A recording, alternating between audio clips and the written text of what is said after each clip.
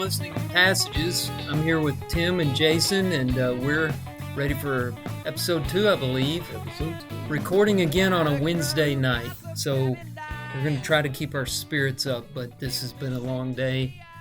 I always like getting together with you guys after Bible class tonight, and I didn't have to teach, so I have a little more energy. Will did a really good job at class, and I have a question for the whole group from class, but I think Tim is really the one that's going to have the answer. All right. The father of Boaz, do we pronounce his name Salmon or Salmon? Well, it's funny that you might ask that question, because really the true answer is, was he in a red can or was he a nice fillet on a plate? Well, because I think of it as, was he fried or was he broiled? Because fried croquets is clearly I'm telling you, salmon. If you're frying it in a skillet, it's a salmon patty. If you can dip it in ketchup, it's salmon. Absolutely. But if you're ordering it at, I don't know, Perry's, it's salmon. There you go. Okay. Which one was the father of Boaz? He probably didn't come in a can. Did not come in a can. So we call him Salmon when we're reading through the genealogy of Christ. I guess that's what you Which would is have what to we were refer to studying as, tonight. And unlike Prince Albert, he was not in a can. That's right. Now that's an old joke right there. That's a really old one. Really old joke. You should let him out. That's a prank phone call. That is right? I was going to say, Before back when they you was could do that caller kind of ID, thing. that's Man, right. now that's one of the things that our sons would love and don't get to experience thanks to caller ID. But they do try, because one of you, your nephew, Drew, Charlie, tried to prank call me the first night he had a cell phone, about 10 o'clock, 10:30 at night. And I answered and I said, "Hey, Charlie, you gave me your number tonight, so I knew it was you calling." It was awkward. It was really funny, though. Plus, another thing these guys with new phones don't understand is when we don't recognize the number, we don't answer the phone. Right. So Yeah, swipe it to voicemail. that's right. Well, I'll get things started tonight. I'm picking this book up like people can see it, but it's just the two of you can see my new book. It launches this coming Monday. I'm very excited because this is the first of many things. I've published books before, but this is my first fiction. This is my first hardback. Yeah. With dust jacket. You can see how nice. The cover art really glossy. is cool. First illustrated book. Yeah, I really like the cover art. 10 illustrations inside. And I'm really happy with the cover art by the very talented artist, Jacob Hennigan. Jacob, I know you're not listening, but thank you. You did a great job. So we're really excited. I've probably worked on this for 3 years, off and on. And you used this book, or you had a podcast for a while where you did your short stories, and that is kind of where this book came from, or the podcast came from the book? Well, it was going to be the book all along, and I'd received some advice that in self-publishing, you've got to give away some things for free. So that's why I did the podcast, to try to, I don't know, it was a way of getting people to see what my stories were. I don't know how effective it was. There were a few people who listened. I'm not a great voice actor. I wish I could have hired one of those British guys that do audiobooks. And he, even if the stories weren't good, those guys can make them sound amazing. Well, I heard your stories. I haven't read your stories, but I've heard your stories because I was one of your listeners, and I think you did a good job. I thought they were really good. It's 10 short stories, though. 10 in the book, and not all of them were on the podcast. Yeah. I think you did 8 on the podcast, maybe? Something like that. Yeah. But and the stories have changed a little since, some of them have, since the podcast, because there several rewrites were involved in this.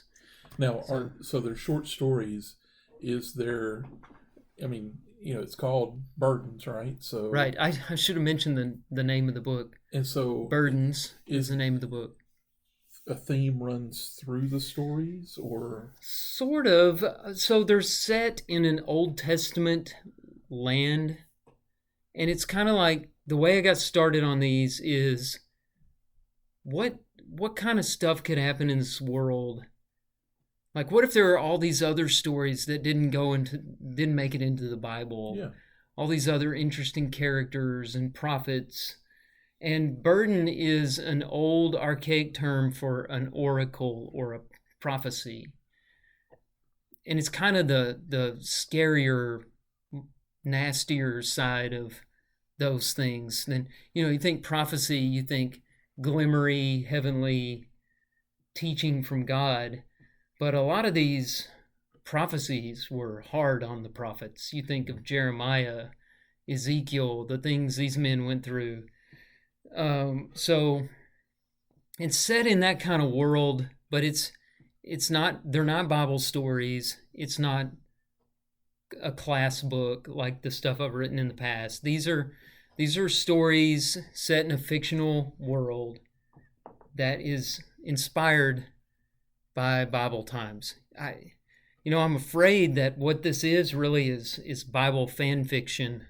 It's like the world I know, but calling it fiction, I can take liberties and do some things that, I don't have to tie it to anything particular in the Bible. Are there others? I mean, is this a genre, or are you sort of creating a genre here or something? I wouldn't say I'm creating a genre. I have had a difficult time finding similar books.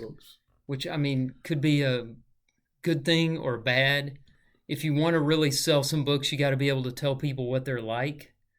So I'll read the back cover. Maybe that'll help.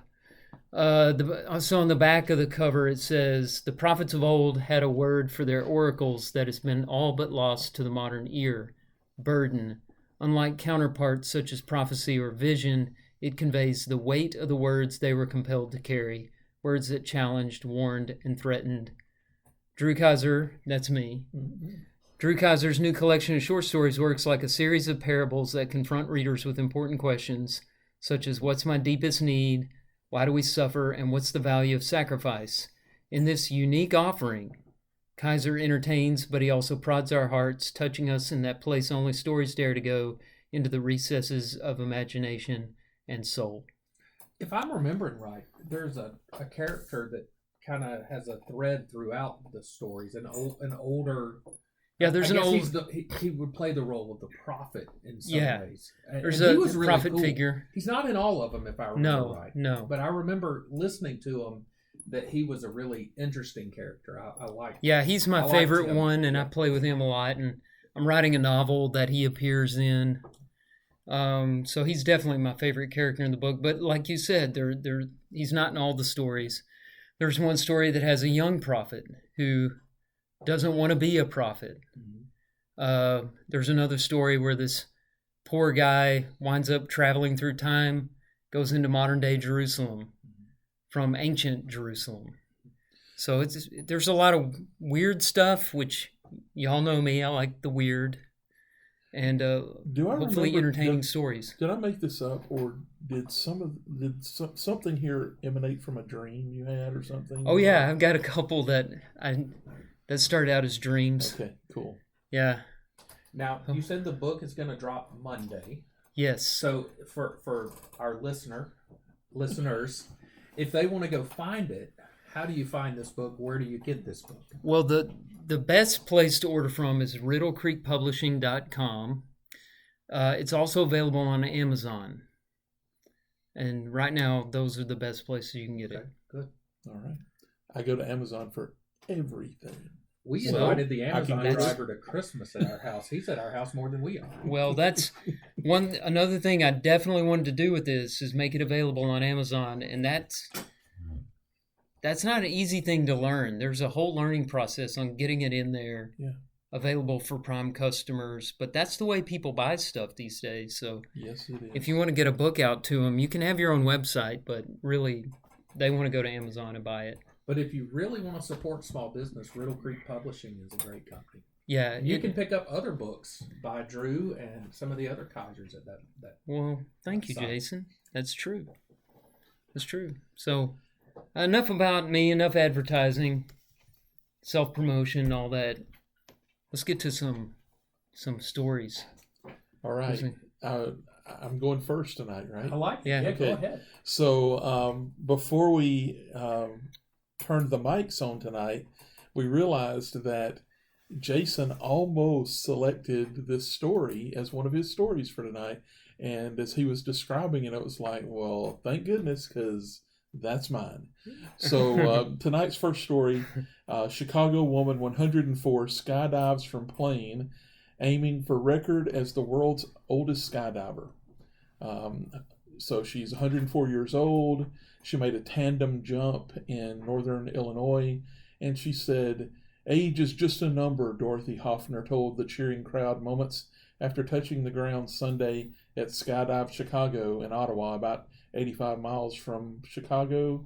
The Guinness Book was set. The record was set in May 2022 by 103-year-old Linnea Ingegard Larsson from Sweden, but it's coming back to the good old USA, it looks like, if they can certify it. So she first skydived when she was a young 100 at the century mark. So says that on Sunday she left her walker behind just short of the plane. A sky van was helped up the steps to join others waiting inside to skydive. Let's go, Geronimo," Hoffner said after she was finally seated. And there's first story tonight of... Is that how the story ends? Well, I mean, I thought I heard another detail. For Paul Harvey and the rest of the story. There's the rest of the story? The rest of the story is, I think it was a week after this jump she passed. But the jump had absolutely nothing to do with her passing. Jumping out of a perfectly good airplane. You got a new version of this story? I'm sure did not tax her heart. Wow. I would have to pop. How about that? It's completely safe and reasonable and rational to jump out of airplanes for no good reason. Interesting that at 103, I read where she went 2.7 seconds on a bull full man shoot. I went skydiving. Sorry, I had to make the Southern funeral song. Oh my!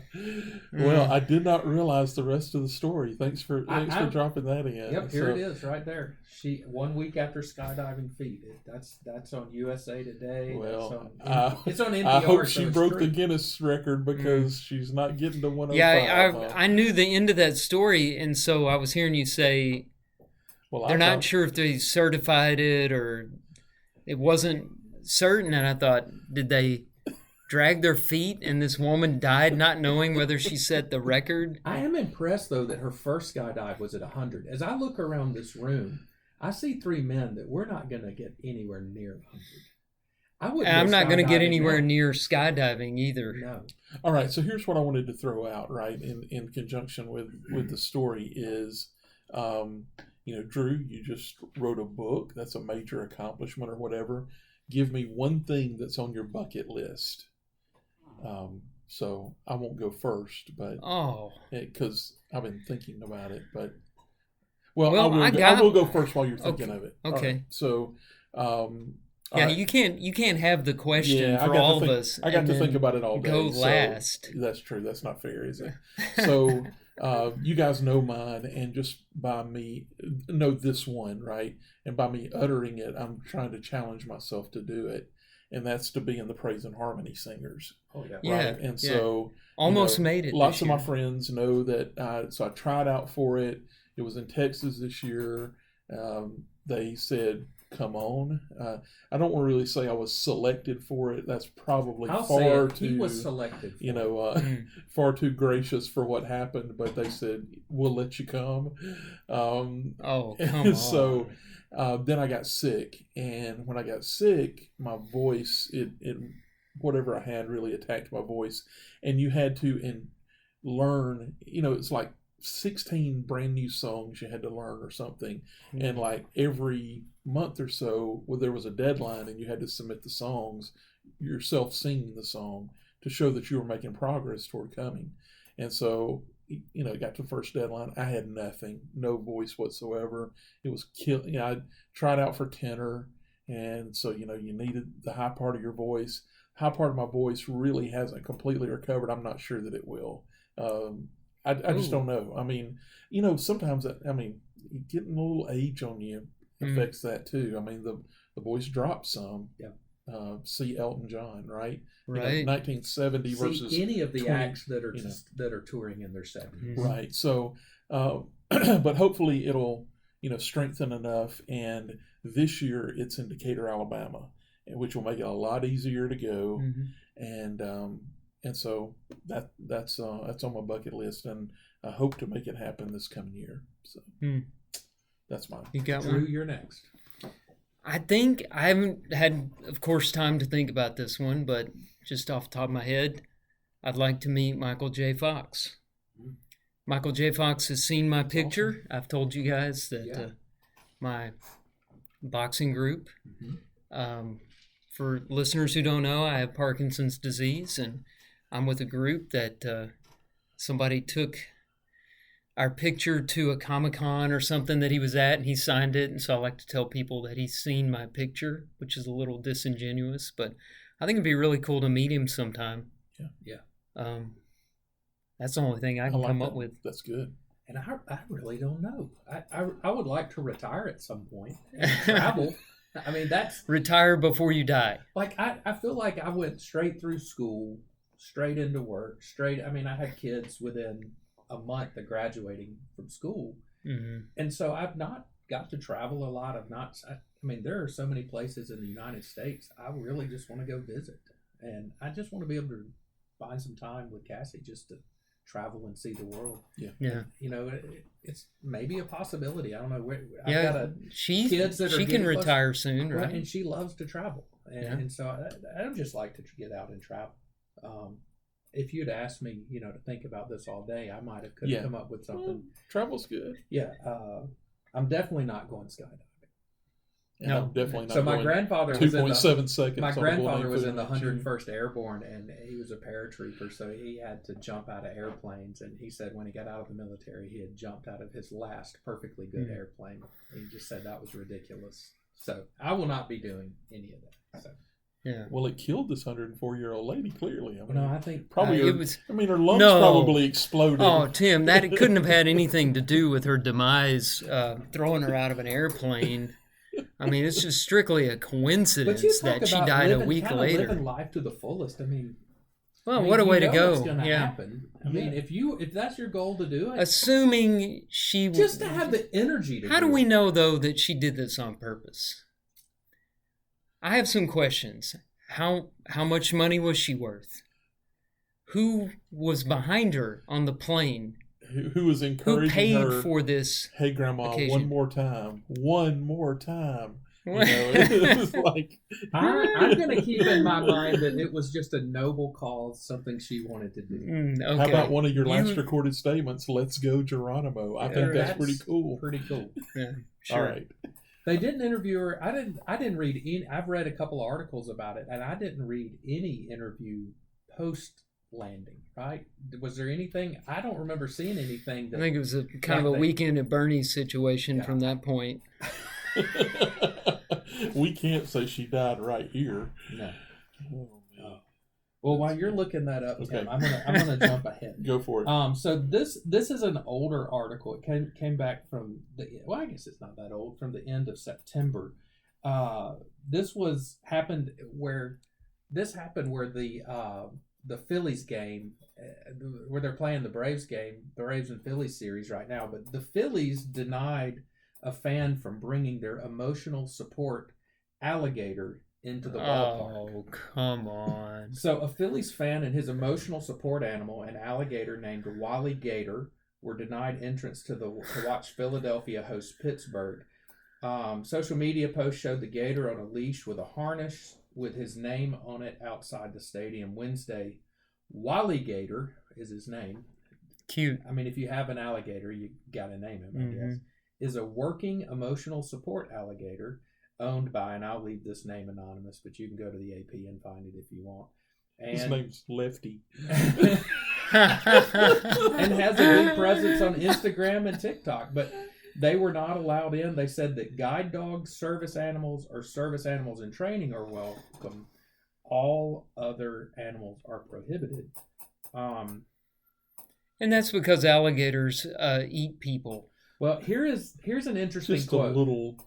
So Just the owner, Little facts are social stubborn issue. things. the owner spoke to the Philadelphia Inquirer, which I would assume is a reputable paper, last year. Mm-hmm. Most things that say Inquirer are reputable.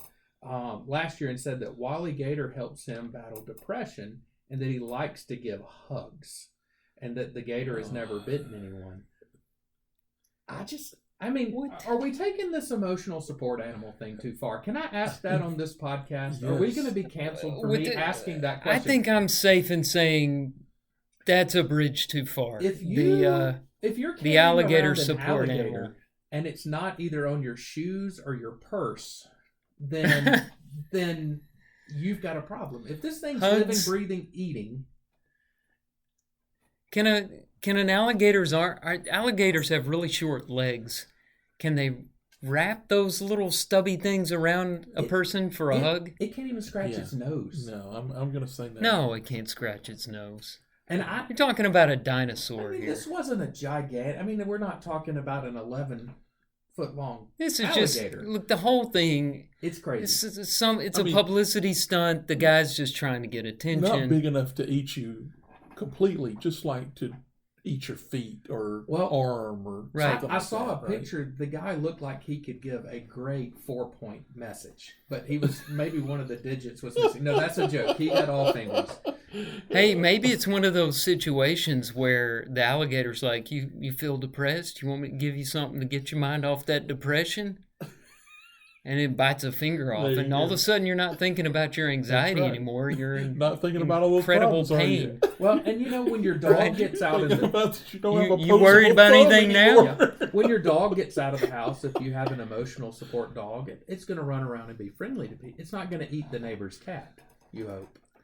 I guess it could. I don't know. Anyway, I saw that article, and my first thought was, have we taken the emotional support animals? We definitely have. a little I far. think that in my quest to find an article, I saw something that I didn't dig into too much, but it had to do with, I think in an airport they confiscated a lady's giraffe. So I think between the giraffe and the gator there, yeah. How do you get to the airport with a giraffe? How do you get that far? I don't know. I guarantee you it had a sunroof and whatever they drove there. All right, it's time for a break. Redirect. Oh yeah. All right. We're not done with your story. Quick redirect on our research here of the two versions of the 104-year-old skydiver. So after the jump, friends rushed in to share congratulations while somebody brought over Hoffner's red walker. She rose quickly and was asked how it felt to be back on the ground.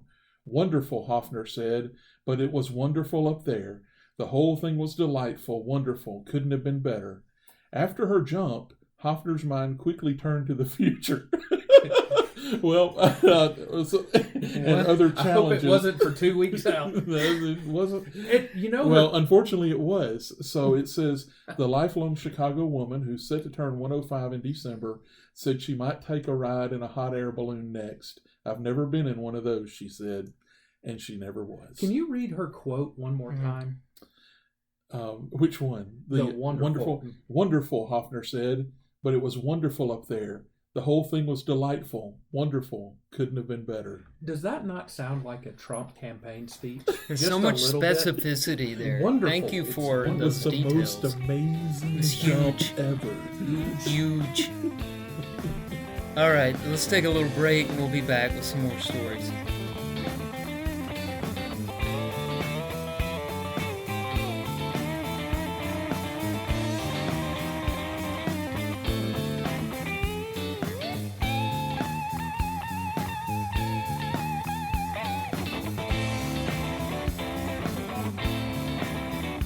We're back, and I just want to get us started, getting something off my chest. Are you guys, well, first I need to ask, are you Swifties? What is a Swiftie? A Taylor Swift fan? No. No Swiftie here. Okay, well, I'm not either. I don't have any I'm not Kanye West. I don't have a personal vendetta against this woman. I don't think I could name one song she sings. Oh, Shake It Off, Shake It Off. yeah, you've heard them. I'm sure I've heard them. I just don't think I can name them. They're just, it's enough already, America. You know, you can't even watch football now without the camera going over to Taylor Swift. There are other people, other artists, other musicians, other things to do. So she's been on this big tour, the biggest tour of all time. And this weekend, her movie comes out. Movie? And you know what the movie is? It's her concert. Videos of her concert. Yeah. So I've got, my kids are, my daughter's going to this movie this weekend. Is it coming to so theaters? Excited. Yeah, coming to theaters. Oh, wow. So she can make more money off this multi-billion-dollar tour. And everybody feels sorry for Taylor Swift all the time. So y'all must not know anything about her. No, I avoid it. Okay, so if you go to iTunes or Spotify or whatever to listen to a Taylor Swift album, you'll have two choices on the first 4 albums, I think. One will just say the album title, and the other choice will be that same album title, and in parentheses it'll say Taylor's version. Because, and I'll just read this, in 2005, 15-year-old Taylor was just starting out as an artist. She signed a 13-year recording deal with the record label, Big Machine Records, that gave the record company the ownership of the masters to Taylor's first 6 albums in exchange for cash up front. I'm going to come back to that in a moment. Okay. A masters refers to the copyright and the sound recording of the piece of music. It's important to note here that Taylor did not sign away her rights to the lyrics, melodies, sheet music, etc. of the songs, the publishing rights. Only the copyright for the recordings. So the contract expired in 2018, and she decided to move on from Big Machine, signed a deal with Republic Records, and she wanted to buy the masters back, and they're like, no. It's a huge cash cow for them. They paid her up front when she was 15 years old and unknown. She was a nobody. They made her a somebody. Now she wants to buy the recordings, and they don't want to sell. So what does she do? She starts re-recording her music and going on the sympathy tour of listen to They Did Me Wrong and listen to my streams. And listen, and you hear these musicians that lead these lavish lifestyles, you hear them say, streaming has killed the music industry, and we don't make any money off of streams. Mm-hmm. And it's true that, I have the figure here somewhere, the royalties per stream song is 0.008 cents a song. Okay, that sounds like right. They are getting robbed. But listen to what she makes per month. Fearless, the Taylor's version of Fearless, first re-released album, receives an estimated $758,430 in royalties each month, according to a study. She takes in $8.5 million per month in streaming royalties alone. Now, does the article tell basically, has it dried up those original streams? I couldn't find that. I wondered that myself. It has. It has. It is taken from it for sure, because her fans are going to play the talking about this, Taylor's version. I think I've seen Taylor's version on things, and I remember the whole deal with the, with the record companies, and this is a common theme in entertainment and sports, right? It's like, yes, a contract, if the three of us at the table enter into a contract, Jason, buys a building for his business or whatever, that contract's binding. And if Jason wakes up tomorrow morning and says, I want out, and not only do I want out, but I want out on my terms, right? Mm-hmm. So I think I should pay you, another $5,000, and then whatever it is that I've been paying for is mine. You know, that's what I'm thinking. You know, and then they would laugh you to the courthouse, right? You know, basically. Yeah. Look, I'm not siding with the record industry. I'm just saying she would be nothing without them. Okay, so they held up their end of the deal. Yeah. They paid her probably a lot of money up front. They made her famous. After 6 albums, she wants out. She wants to buy what is their property, and they say no. And look, a lot of people like Chuck Berry and Little Richard and all these guys, they didn't have the recordings, they didn't have the copyright to the music, they didn't have anything. And they complained too. But I feel like they had a right to complain. She was a little girl that they made a star into, and Right. then she becomes a star, and she's like, "You mistreated me." And she's still in the middle of her career, right? Really at the peak of her career. She can produce plenty of new content. She's making Which- $8.5 million a month. Which she basically does every time she goes to the grocery store, because that's all her songs are, is writing about, you know, I walked out today, broke up with another boyfriend. That's his breakup songs. I It's his NFL guy's going to be another song. I'm now in Target and I see, you know, a dog with a target on its eye or something. You know, that's her. That's a new. That sounds like a good song. New content. Yeah. Right? Hey, you better copyright But that. I She'll think- steal it. I think we should be sympathetic, though. She is living on $8.5 million a month. I mean, pretty sure that's ramen noodles. I a lot of hamburger look, helper, which is what I I know think Cassie and I people- lived off of for the first 6 years we were married. I love music. She makes people happy with her music. That's fine. But let's not pretend this is something it's not. It's a money grab. She's got enough money and enough listeners. Let somebody else have some of the And spotlight. I bet if she offered a fair market value or a really, really good value, they probably sold it to her. I mean, if they have this and you want it, it's worth Right. however much you're willing Everything's to pay for for it to sale. get it. That's right. That's right. Everything's for sale. So she chose not Not to spend the continue to money bid she it, wanted right. to get it back. I don't know. It just seemed a little underhand. It's the first time this has ever been done, to my knowledge, to re-record to everything. re-record basically. all your old albums. And then you go out to the public and say, these versions bad, these versions good. So basically, you kill what the other person. I mean, to me, you know, there could be a possibility for some, you know, legal liability there, right? Well, she had the rights to the songs. Yeah, so I guess she can re-record them. if Look, she I wants don't to. feel sorry for the record company. Yeah. They made millions too. Is this the same nobody's critical of this move she made. Everybody's like cheering it on. It's kind of a nasty thing she did. Yeah. Is this the same kind of thing that the artist formerly known as Prince? Didn't he have like the record company problem or whatever? And part of the reason that he became the artist formerly known as Prince was like maybe that being owned by. I mean, there's something there in.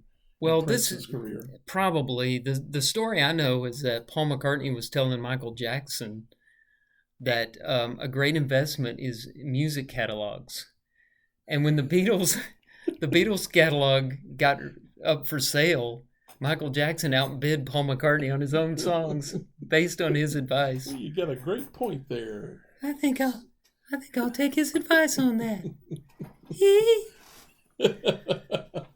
Love it. All right. Are we ready to go local? Yes. Yes, please. Bring right. it down for us. We're going local down the street to Odenville, Alabama. I don't know how interesting this is or whatever, but just want to get your take on this. So, more than anything else, this young lady has turned into a marketing genius. So, Clarissa's Cakery in Odenville. Have y'all heard of Clarissa's? No. I live 10 minutes from there. All right. I've never heard of it. So she sort of rose to. So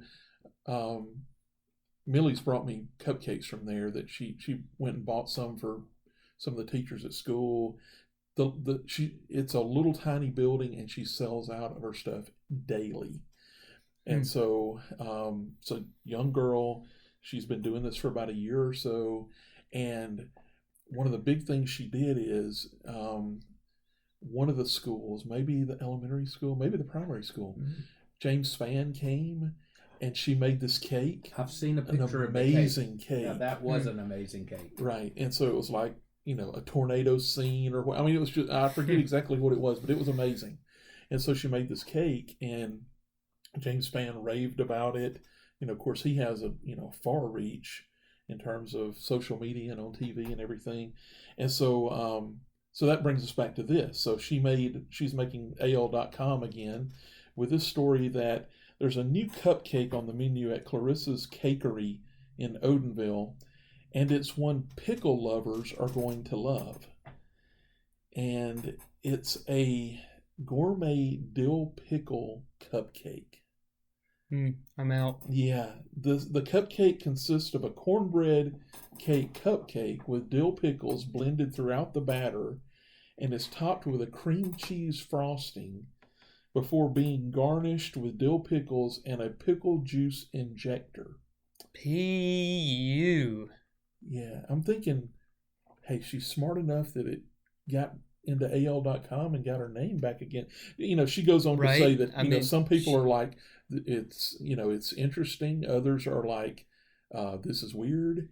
But my cramps went away. There you go. That's right. In general, if you topped it with mustard, you'd never have cramps again out on the football field. In general, I'm not a big fan of the cupcake with the real food items. There were the bacon cupcake rage for a while. Look, if I want a cupcake, I want the sweetest icing, and I want a lot of it. And then chances are I'm going to have it all in my beard, but it's good. Cupcakes are burdensome to eat anyway. They are difficult. I just go with a fork. Yeah. Speaking of that, so Millie taught me this tactic that is genius to a fat boy, right? Yeah. You know where you both know. You're both shaking your head, right? Yeah. You break off the bottom of it and turn it into a cupcake sandwich, basically, right? And bring that on the top, and then the insides are glorious icing. Yeah. That's a messy enterprise, though, pulling that thing out of the paper and the consistency, taking it apart. Right. If it's not, sort of firm, you could really have a fall apart moment there, which is tragic. It would be very tragic. But I love a good dill pickle, but I just don't know that I want it in cupcake form. Yeah, and then when so it's like, all right, this is sounding sort of savory, cornbread-like thing with dill pickles, cream cheese frosting. I think we've gone off the rails there. Is this for pregnant women, maybe? Maybe it is. So what's the Rick and Bubba? If it's salty and sweet, are you having twins? Something like that. Something, the baby predictions. I don't know. I learned about. Can I tell you one just off the side story? Yeah. So I learned about the baby predictions one night at the Leeds softball field. So this when the softball fields were still there, not the youth fields. And Rick and Bubba came through town with a Rick and Bubba softball team. The old Leeds amateur softball park. Right. And so Millie and I went out there. We were listening, we were faithful listeners to Rick and Bubba back then. And on that night, they told us about that. And I came within inches of the naked cowboy. Remember the naked cowboy? Yeah, I remember him. He ended up in Times Square, right?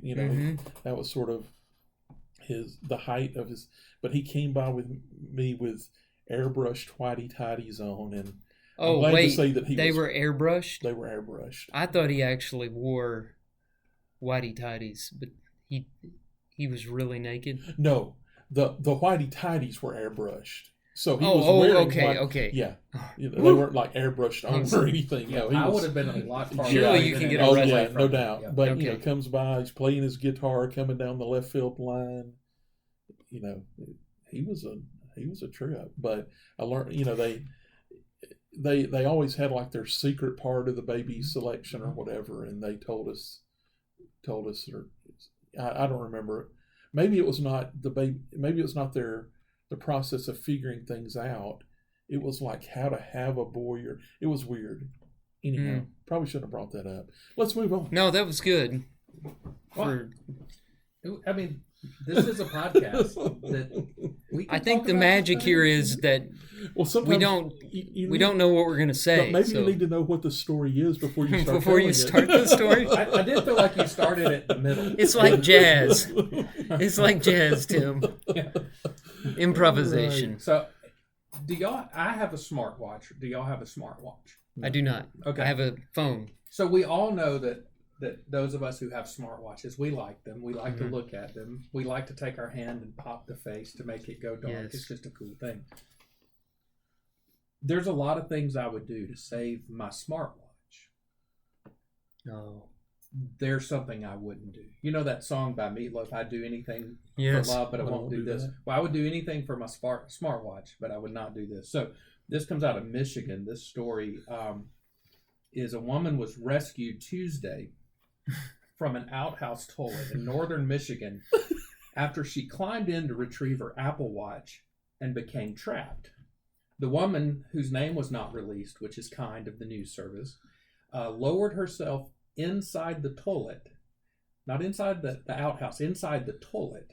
That's the after hole in dropping, the ground, isn't it? is the watch at the Department of Natural Resources boat launch at Dixon Lake in Otsego County's Bagley Township. First responders were called when the woman was heard yelling for help. The toilet was removed and a strap was used to haul the woman out. The state police said this in a statement in their release: if you lose an item in an outhouse toilet, do not attempt to venture inside the containment area. Serious injury may occur. And That's some good information. And the police did I'm not glad say if the woman was actually ever recovered the watch. So there are a lot of things that gross me out. Porta-johns, outhouse bathrooms disgust me. If I drop a smartwatch in there, it doesn't care if it's the nicest watch in the world. It's just going to have to lie in the bottom. I am not lowering myself down into the murky water and we're to not, get it out. And with this story, we're not even talking about a porta potty, right? No, I mean, although a porta potty would be, it'd be harder to get stuck in that. People do, right? But this is like a hole in the ground, and there were pictures. I did not print the pictures out of what it looked like, and so she got all the way down, like through the toilet. She go feet first. I don't know. She take her shoes and socks off and try to grab that with her toes. I'm just telling you. She either you, went head first or feet first, right. and I don't know which one. She was fishing with her arms or her feet, one or the other. Can you imagine being stuck, having to call out, looking up at the light coming through the hole, and hearing the door rattle? Is this the police, or is this the next person using this facility? Mm-hmm. It's just terrifying. What if you? I would not. You go in. I'm not sure I would fish mine out of a And toilet. you're getting in the ready to bathroom go. down the hall. And you hear, "Wait, stop! There's someone down here." Next person in has some earbuds in or whatever, and just takes a seat. But guys, would you ever let me hear the end of it? If you found out the police, the fire department, had to come rescue me from a bathroom. Of course you would never hear the end of it. My hope is that she has friends like I have that will forever give her a hard time. My first call, we're going to say the same thing. Who's your first call after this? Apple. I'm calling Apple. Look, I went down in a outhouse. That's right. I'll do anything for my. I'll do anything. I need some marketing money. You want to buy my story? They would probably be my second call. I would call Roman Herrera first to come get me out. I'm not calling the police. Oh, I'm talking about after the rest. Oh, I know. Yeah. But I'm getting some advertising money off of it. But that's wow. I'm not sure I would go in that location to get my kid out. So can we first of all question, this was a functional outhouse? We're not saying porta potty here. I mean, we're talking about where did you say this was up in the Midwest? Michigan. Yeah, on one of the lakes. Right. Yeah, so when I put this all together, outhouse territory. I get somebody who wears a smartwatch but uses the bathroom in an outhouse. It was at a boat launch, so I've been to some right. dock areas where the that. bathrooms are kind of rough. But guys, I'm leaving the watch. Oh, yeah. Absolutely. And when someone asks me, I'm going to be like, I guess I fell in the lake. I'm not telling them where it fell. Oh yeah. Hey, I've got a semi-related story I need to share with y'all. Oh, I like this. All right. So I'd been working for the phone company for just a couple years, and one of the buddies on my team, Larry Sims, who I hope's not listening to this podcast, went to the bathroom, dropped his badge in the toilet, and refused to go in after it. Absolutely. Just gave it the old flush. Now, of course. So the story's a little murky because it's been 30 years ago, right? But, did it drop as he was flushing? Did he make a cognizant decision not to go after it? But regardless, badge down the toilet. So he comes back. Eventually, this story gets shared like wildfire. And when you lose your badge, at that point in time, you had to write a letter to your VP explaining how you lost your badge or the details around losing your badge. And to say that basically the office just broke down because it was like, is this guy going to write that he flushed his badge down the toilet in an effort to get a new one? Because this is a security thing. You've got to account for its location. Right. Absolutely. Right. So badge is gone. But, I've heard that a lot of cell phones, cause plumbing problems in large buildings because they get dropped in the toilet and people just flush them on down, let them go. Burial at sea. So,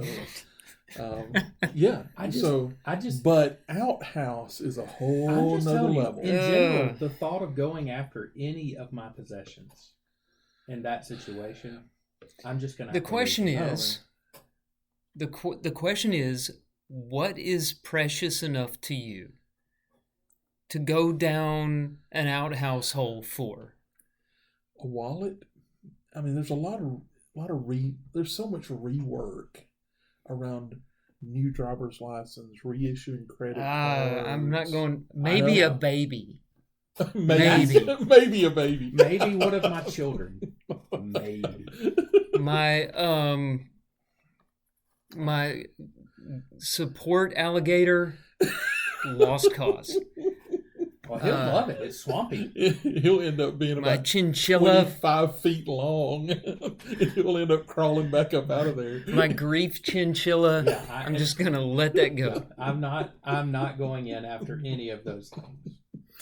Anyway, that's just that's a story that I came and I was like, I have got to share this with the guy. That's a good one. All right, we'll come back with our quote in just a minute.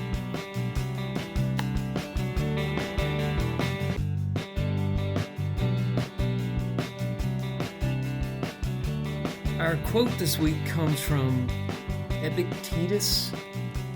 Epictetus, I think, is his name, Stoic philosopher. And here it goes. It's not the events that disturb the minds of men, but the view they take of them. The view the men take of the events. So I was just researching this quote a little bit, and there's another version of it, reference to the same guy, that says people are not disturbed by things, but by the view they take of them. I thought that was an interesting twist on it. As I searched his name, famous quotes, and under his name I found both versions of this quote, and I think they're probably one thought and the same. But it was just an interesting thing. Yeah, and I think it's important to note that he's a Stoic, so he's going to come at this from a very different place than we are going to come at it. I don't know a whole lot about the Stoics, but they were fatalists, right? So you can't fight fate, you can't change your destiny, accept things as they are, and don't try to change what you can't change. I don't believe they were completely fatalistic. I think they did believe there were some things under their control, but they didn't have the view of free will that we have. I don't think. That's probably a huge oversimplification. I found a larger kind of a passage that talked about this that came out of the Enchiridion of, how did you say his name? Epictetus. It said, men are disturbed not by things, but by the views which they take of things. Thus, death is nothing terrible. Else it would have appeared so to Socrates. But the terror consists in our notion of death that is terrible.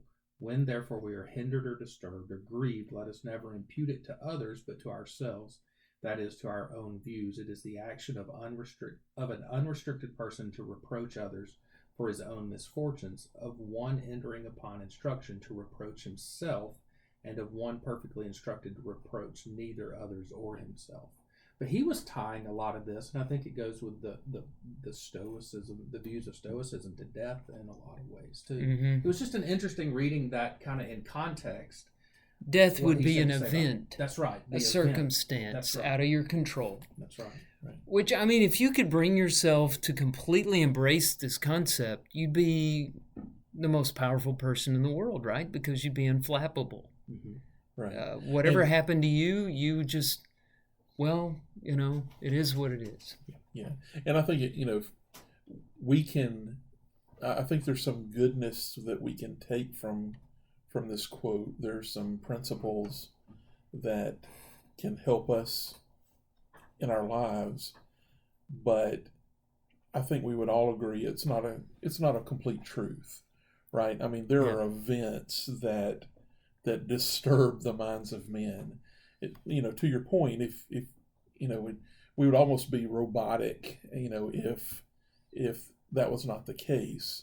But I think probably for our discussion here, a lot of what we're going to try to focus on is the view that we take on events and the impact that a good view versus a bad view, or a positive versus a negative view, can have on how we deal with the events of life. Your response. Right. That's why our reactions control a lot of the outcomes from these events. Yeah, what's the old saying? Life is 10% what happens to you and 90% how you respond to it, something like that.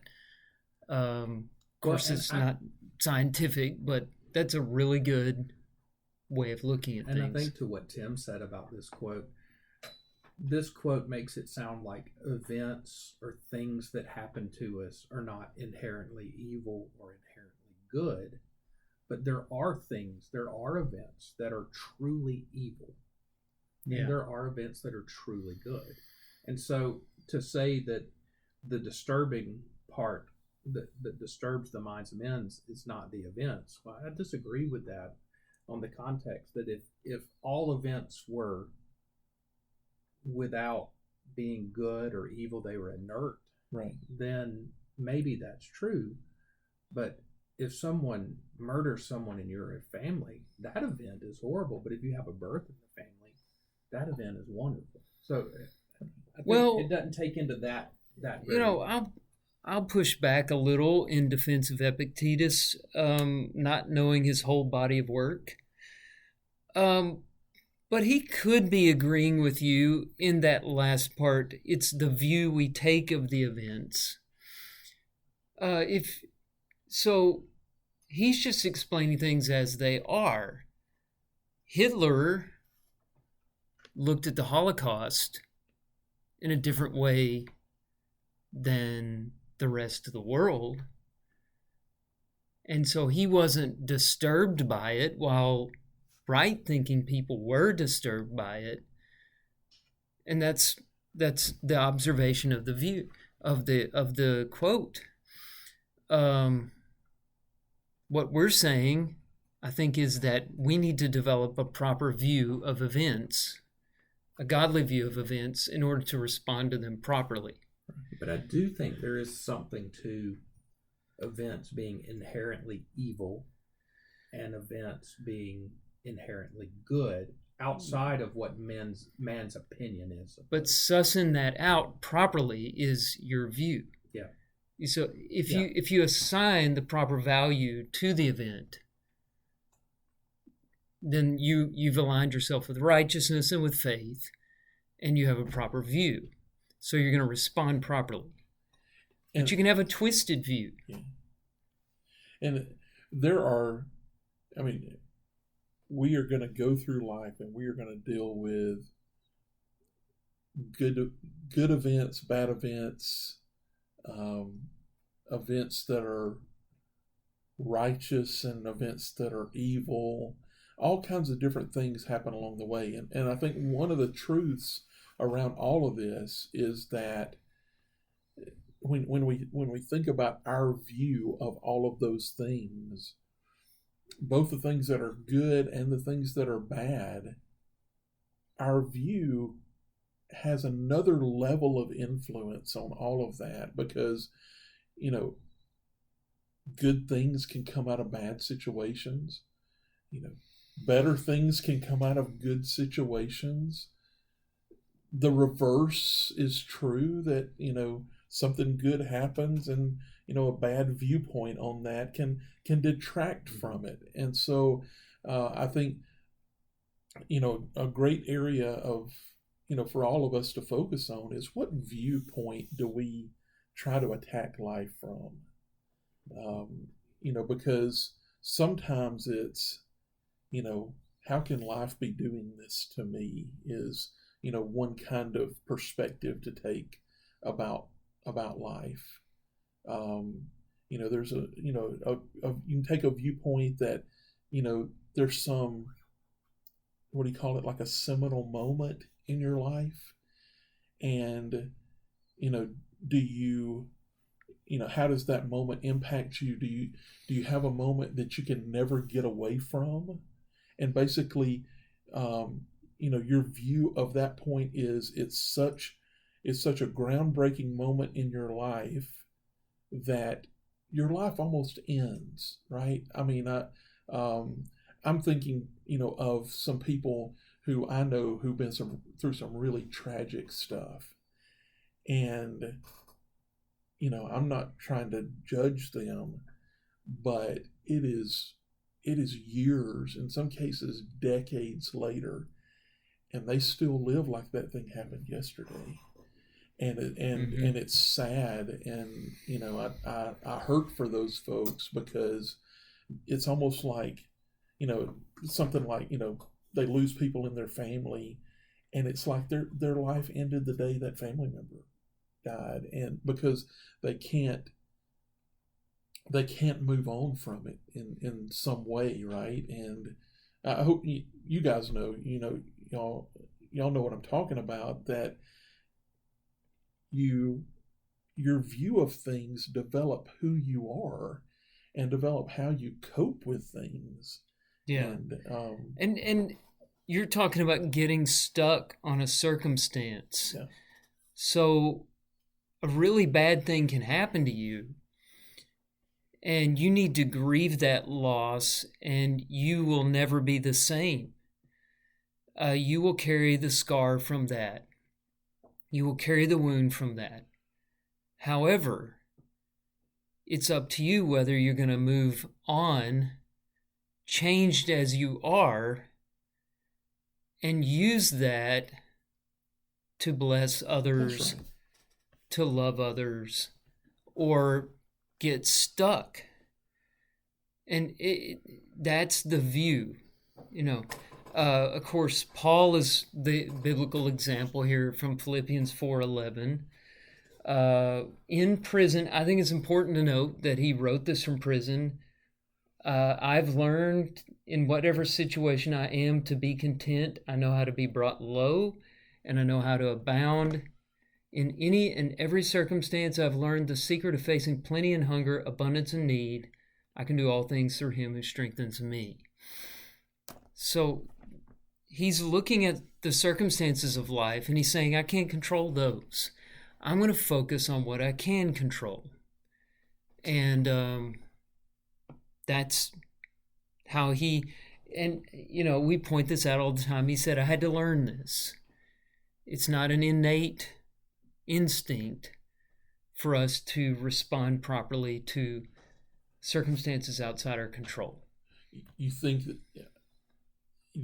I can't imagine that shortly after his conversion, as close in the rearview mirror, his killing of Christians was, that, he didn't struggle with this, right? And to that point that he had to learn this, right?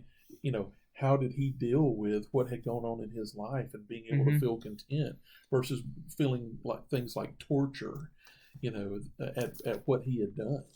Well, and how did he deal with the consequences of what he had done? He had to have Barnabas take him to the Christians to say, hey, he's truly changed. And, so often there are events in our lives that are due to consequences of our own poor decisions, our, sin in our lives or decisions we've made. And how we respond to those consequences that are our fault is the only side of it we can control. Because once you've had something in your past that leads to consequences, there's no undoing those consequences. There's no undoing that action, that event that was set in place. And so all you can do is control how you respond to it. And it takes a long time to do that. So we're mixed up a lot of times on the timeline of Paul while we're on Paul. Yeah. I was just looking at Galatians 1 where he's describing events really quickly, and he's talking about after he became a Christian, he didn't immediately consult with anyone. He didn't go to Jerusalem to those who were apostles before me. He said, I went away into Arabia and returned again to Damascus. Then after 3 years, I went up to Jerusalem to visit Cephas and remained with him for 15 days. 3 years. And we often think of the Paul story, converted on the road to Damascus, worshiped with the Christians at Damascus till it got dangerous there. Went down to Jerusalem, joined the church, started his mission work the next month. That's a really great point. There's no way. And what was he doing out there? He was trying to deal with the event, to use Epictetus' word, the event of his past. See, that's a circumstance you can't change. That's right. We don't think about that a lot, but you can't. There are no time machines. There's no Back to the Future in real life. You can't go back and change it as much as you'd like to. You've got to get the proper view on that past to be able to live with yourself, to be able to move forward. And that's what he was doing. This guy had murdered people. And it took him a long time. And I'm sure that's why he needed to go. Arabia, I'm assuming, is he went to the desert. Yeah. He got away from everybody. Well, and even after that time, he came back. And he still was questioned. He still had to deal with people being afraid of him. But he was in a better place in his mind to probably handle it. Because he carried at least, and I know later on he says that he had a good conscience. But he felt some shame.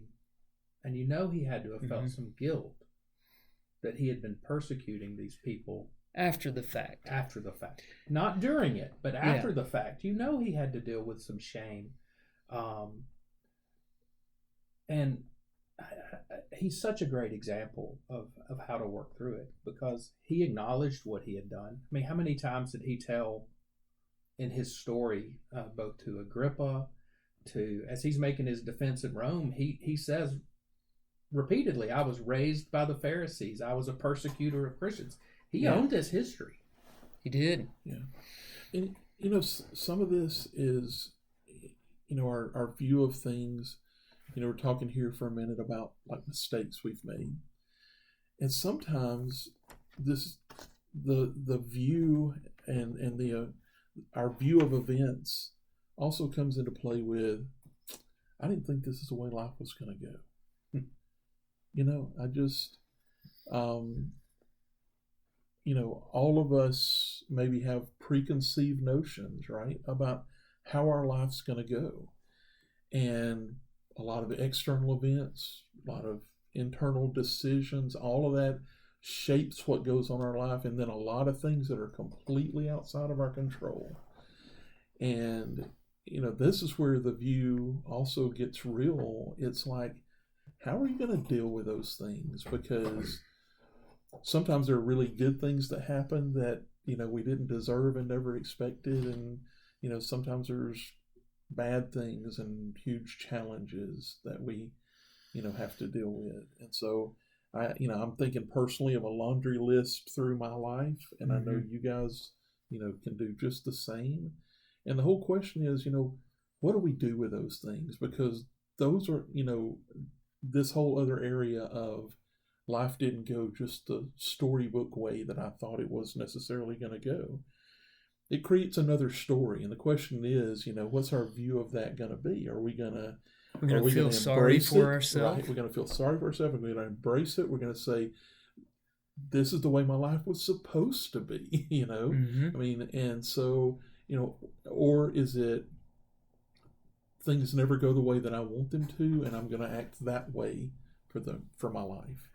As I read this quote, and as we've talked, I think about the prayer that comes out of all of the AA groups. In any 12-step program has the Serenity Prayer, and it's a foundation of recovery, and it's, God, grant me the serenity to accept the things I cannot change, the courage to change the things I can, and the wisdom to know the difference. And that's an important thing, because how much of our time in our life do we spend focusing, trying to change things that are 100% out of our control? We waste so much time. That's where worry comes from. Exactly. Right? Yeah, exactly. That's the worry that's condemned, is trying to change things you can't change. And I love that last part. Grant us the wisdom to know the difference. Because if we could figure that out, no matter what events happen to us in our life, we can think, well, that's something out of my control. All I can control is how I react to it. That's something you can control. And I don't need to control the event. I can't control the event. And how much happier are we if we just learn to control our own reactions? Who do we turn to? Do we turn to the world? Do we turn to God? Jason, is that wisdom the view that Epictetus is talking about? As I read the quote, I felt like there is some part about that where he's talking about that in our minds is the ability to determine, are we going to be disturbed by the things about us? And to me, being disturbed or something being disturbing is worry, anxiety. I'm fretting over it. Yeah. And I think there's some of that he's saying we have the ability to endure any event by the way we think about it, by the way we react to it. And that wisdom would be one possible view. That's right. And of course, there are views that cause you to be disturbed. Absolutely. Disturbed improperly, because it's okay to grieve. You need to grieve. You just need to grieve toward acceptance and toward moving forward with, I know this is an overused cliche, the new norm. I think we're all getting, a few years on us here, right? And so we've been through a lot of life, and when you see people who have lived most of their life, you get a feel of what their view is from the way they act. I think the accumulation of these views that we have of the events of life turn us into who we are. And so there are some people that we know who've lived a lot of their life, and maybe they've been through the school of hard knocks, and they a lot of, and they're happy, and they love life, and they enjoy living life, and they'll enjoy it like the 104-year-old woman did until her last day. And then there are people who you can tell the events have sort of won, when it comes to their life, because they're angry, and I think, this is the importance of having the right view of things, is because it ends up just shaping who you are.